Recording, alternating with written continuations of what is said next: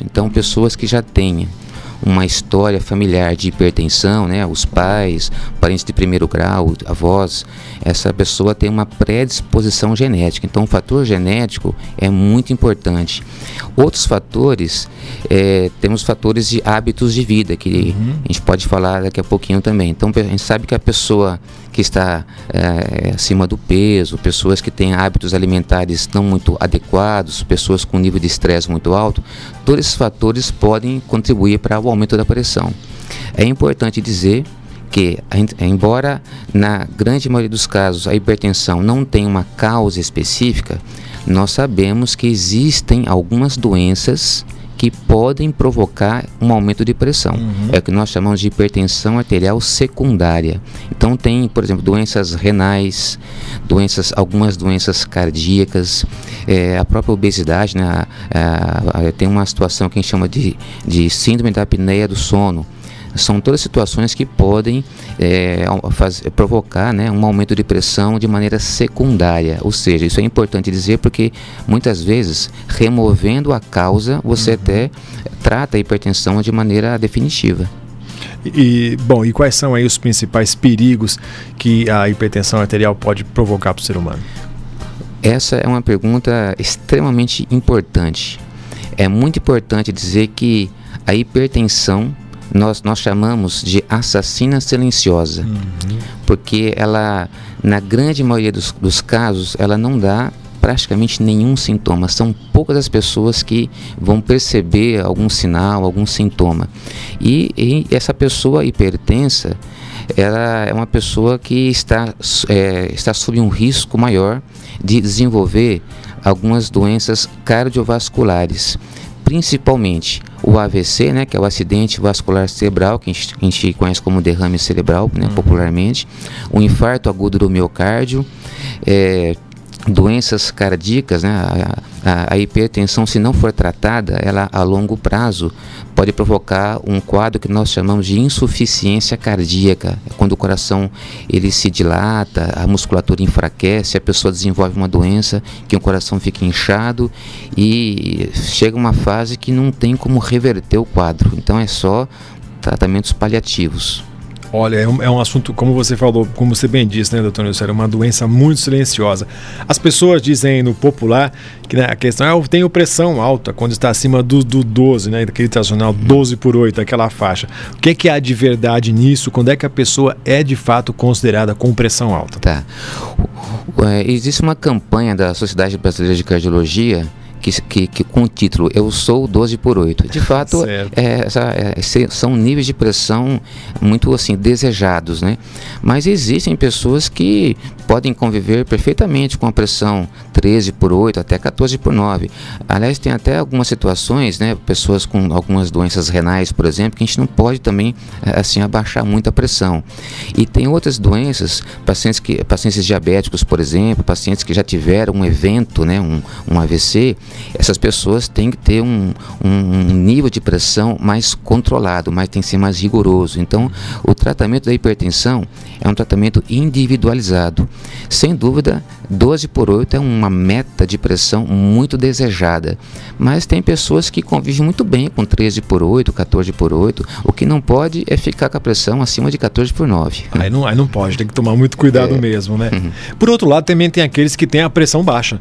E no caso dessas pessoas, quais são os sintomas? E existe algum perigo também, algum risco para essas pessoas? Olha, a pressão baixa em si não é uma situação necessariamente patológica, ou seja, tem pessoas que têm uma pressão 9/6, 10/6, que teoricamente, em comparação à população em geral, é um nível de pressão um pouco mais baixa, né? Mas não é uma situação de gravidade. Claro que tem algumas situações clínicas que podem provocar uma queda de pressão que pode trazer algum dano à saúde. Por exemplo, pessoas que estão com um quadro de diarreia, um quadro de desidratação, por exemplo, pode ter uma pressão, pode abaixar a pressão. Isso requer um tratamento, tem que tomar soro.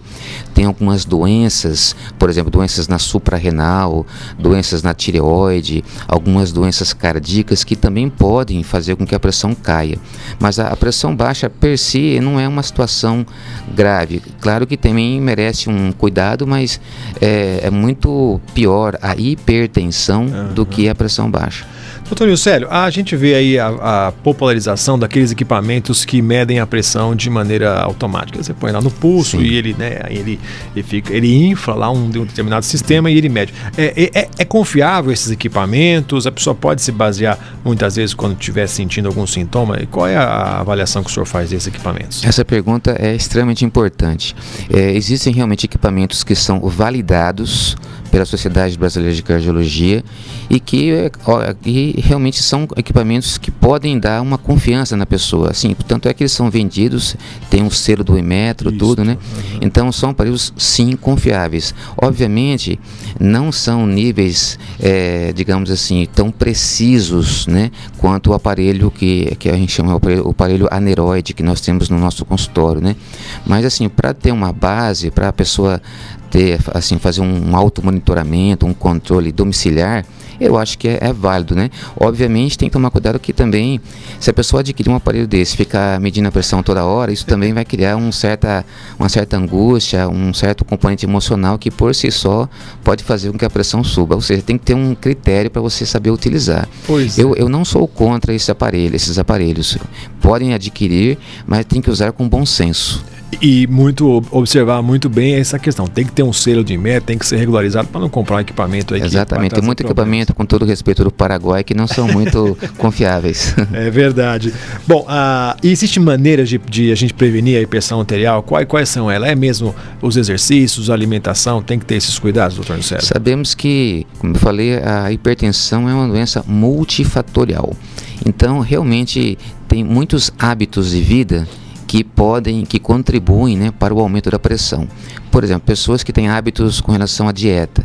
Sabemos que a dieta rica em sódio, né, que é o sal, a pessoa que faz uso de uma dieta rica em sódio é uma pessoa que já tem uma predisposição maior de desenvolver a doença. Então, cuidado com o excesso de sal no dia a dia, né? Sal, que eu digo, lanches, até o próprio saleiro, né? Quando você vai usar salada, colocar o sal na comida. Então, cuidado com o excesso de sal. Você falou sobre atividade física. A gente sabe que as pessoas sedentárias têm uma tendência maior a desenvolver a doença em relação às pessoas que são fisicamente ativas. Então, a atividade física moderada e com regularidade é um tratamento, é uma medida muito recomendada para as pessoas em geral, principalmente para os hipertensos. Então, o exercício físico ajudaria muito no controle da pressão. A própria obesidade, que a pessoa que não faz uma dieta equilibrada, que não faz uma atividade física regular, tem uma tendência a ganhar peso, e esse ganho de peso pode também, por si só, provocar aumento de pressão. Tanto é que, muitas vezes, a pessoa hipertensa, que está acima do peso, quando ela consegue perder peso, isso tem um impacto grande no tratamento. Muitas vezes até reduzindo dose de medicamento e até, em alguns casos, até suspender o tratamento medicamentoso pelo fato da pessoa perder peso.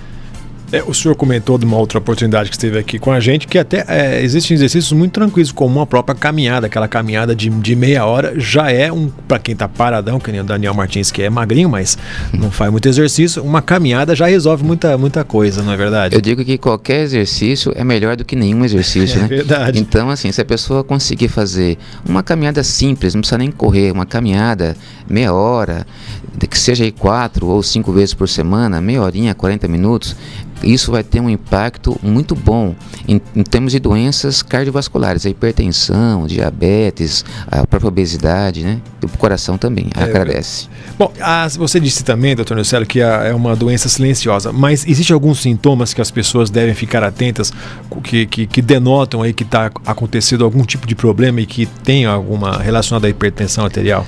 Então, a grande maioria dos casos, a pessoa realmente uma doença assintomática ou muito pouco sintomática, mas assim, os sintomas que podem assim, referir um aumento de pressão seriam uma dor de cabeça. Às vezes a pessoa relata uma dor geralmente na nuca, Às vezes a pessoa tem um pouco de um mal-estar de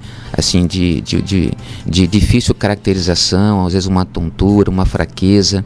Então são sintomas muitas vezes inespecíficos. Inclusive esses sintomas até se assemelham à própria pressão baixa. Às vezes a pessoa, poxa, eu estou com uma tontura, estou com uma fraqueza, a pessoa fala, então estou com a pressão alta. Às vezes até o contrário, às vezes até a pressão baixa. Então a única maneira da pessoa diferenciar se a pressão está alta ou baixa é exatamente aferindo a pressão. Então os sintomas que podem dizer se está alta ou não a pressão seriam dor de cabeça, dor na nuca, tontura, mal-estar, fraqueza, geralmente, às vezes uma sudorese, a pessoa fica transpirando, dá um mal-estar, né? Geralmente são esses sintomas. Doutor Nocélio, tem muitas pessoas aí, os antigos, né? A vovó, a titia aí que mais antiga, sempre fala assim, toma um pouquinho de água com açúcar, ou então põe sal embaixo da língua. Isso tem algum fundo de verdade ou está mais na... Olha, quando a pressão está baixa, isso pode com certeza ajudar. A pressão baixa pode ser um quadro de desidratação, então às vezes a pessoa tomou uma dose maior do antihipertensivo que contribuiu para essa queda de pressão, então colocar um pouquinho de sal, ou então você se hiperidratar, né, tomar uma quantidade maior de líquidos, isso vai ajudar sim a melhorar a pressão. Tanto é que quando a pessoa chega no pronto-socorro com a pressão baixa, a gente dá um soro fisiológico, né, na veia para poder subir a pressão muitas vezes. Então tá certo. Bom, e existe tratamento para hipertensão? Quando é que a pessoa então deve procurar um médico? Essa pergunta é fundamental. O hipertenso não deve jamais suspender o seu tratamento sem falar com o seu médico assistente. Sabe que a hipertensão é uma doença, na maioria das vezes, não tem cura, porém é uma doença perfeitamente controlável, com medidas não medicamentosas, como essas que eu listei, né? Controlar a alimentação, atividade física regular, controlar o peso, são todas medidas que nós chamamos de medidas não farmacológicas. Então, tratamento não farmacológico, com dieta equilibrada com pouco sal, atividade física regular, controlar o peso, controlar nível de estresse emocional, são medidas muito importantes que vão impactar no tratamento. Obviamente existem vários medicamentos, hoje em dia a gente dispõe de um arsenal medicamentoso muito vasto, que cada pessoa, cada perfil de paciente tem uma indicação de uma certa classe de medicamento específico para hipertensão. Hoje em dia nós temos medicamentos muito bons, muito eficaz, com uma baixa incidência de efeitos colaterais, que a pessoa, porque a hipertensão é uma doença silenciosa. De repente a pessoa toma um medicamento, não está sentindo nada, de repente começa a ter um efeito colateral, e a pessoa interrompe o tratamento. Então, não interrompa. Se o medicamento que foi prescrito não está dando certo, existem outras alternativas. Então, não interrompa. Procura o seu médico, comunica a ele que você está tendo alguma reação para ele efetuar a troca. Jamais suspenda o tratamento. É muito importante isso, porque a hipertensão ela é silenciosa. Muitas vezes nós fazemos diagnóstico de hipertensão numa situação de complicação. Às vezes a pessoa chega lá no pronto-socorro com AVC, com derrame cerebral, e a pessoa não sabia que era hipertensa. Às vezes o AVC, o derrame, ele pode ser a primeira manifestação da doença. Então, a mensagem é que não interrompa o seu tratamento. Se você não estiver se sentindo bem com o medicamento prescrito, procure o seu médico, comunique a ele que hoje em dia tem muitas opções no mercado com medicamentos muito eficazes, com baixa taxa de efeitos colaterais e com certeza vai trazer um benefício em termos de proteção para aquela pessoa. As mulheres, elas têm muito mais essa rotina de ir ao médico do que os homens e não existe um comparativo, atinge mais homem ou mulher, a hipertensão atinge a todos. Mas um recado aqui aos homens que pelo menos uma vez ao médico, a um clínico geral, um cardiologista, para fazer essa bateria de exames. É o indicado, não é, doutor Nocélio? Com certeza. Ambos os sexos são acometidos praticamente de maneira assim igualitária, né? Tanto homens como mulheres têm uma alta prevalência de hipertensão. É importante que a pessoa, a partir na verdade, assim, desde criança, o ideal seria medir a pressão. Obviamente não precisa medir a pressão de uma criança toda hora, mas é importante que a pessoa faça, vá no pediatra desde criança, verifique uma vez a pressão, e quando atinge a idade adulta, depois, né, 20, 25 anos, é importante medir a pressão uma vez a cada 2, 3 anos, nem que não sinta nada, para poder justamente fazer um diagnóstico precoce, principalmente naquelas pessoas que já tenham uma história familiar, né, uma predisposição genética. E a gente sabe que a hipertensão, né, ela se inicia geralmente após os 40 anos. Claro que existem casos que ela pode ter uma incidência um pouco mais precoce ou até mesmo um pouco mais tardia. A única maneira de você verificar isso é realmente aferindo a pressão. Obviamente não vai querer também aferir a pressão em todos os momentos, tem que ter um bom senso aí, mas no mínimo uma vez por ano, a partir dos 40 anos, é importante, homens e mulheres, passarem pelo seu clínico geral, pelo ginecologista ou até mesmo urologista, que faça essa verificação e que, se for constatada alguma dúvida, procurar o cardiologista para fazer essa investigação toda. Tá certo. Doutor Nilcélio, nós agradecemos imensamente sua visita, já teve aqui uma outra oportunidade falando pra gente. Nós nem falamos sobre estresse, que aí acho que é um papo para um outro dia, né? Verdade. O ser humano hoje vive uma correria danada nas suas atividades, a gente vai deixar isso mais pra frente, mas nós agradecemos. E agora que tem feriadão, você que tá parado aí em casa, por favor, hein? Não vai ter desculpa para dizer que não vai poder dar uma caminhada, vai dar uma regulada na alimentação, tá certo? Doutor Nilcélio, muito obrigado, um bom dia para você também, ótimo trabalho. Muito